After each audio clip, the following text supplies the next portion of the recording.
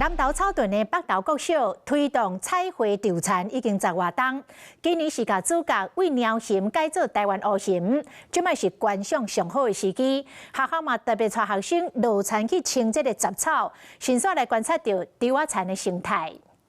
伫布田了后，经过2个月，南投草屯北投国小的彩绘稻田土愈来愈清，有够古水。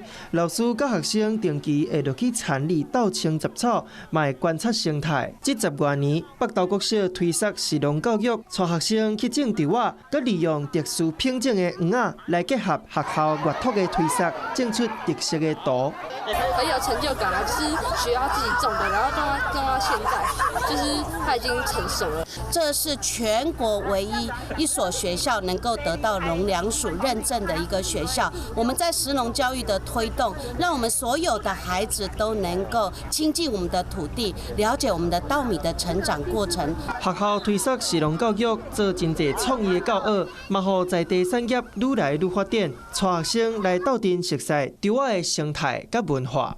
Hello， 我是蒋欣梅。想要抢先掌握最及时的新闻资讯吗？赶快订阅、按赞、开启小铃铛，锁定华视新闻 YouTube 频道。